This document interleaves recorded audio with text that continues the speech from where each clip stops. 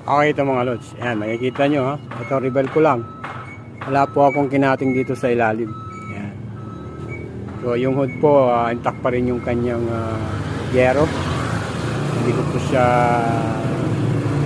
kinating or ano man. Ayan, kita nyo po. So ito po, nilagyan ko na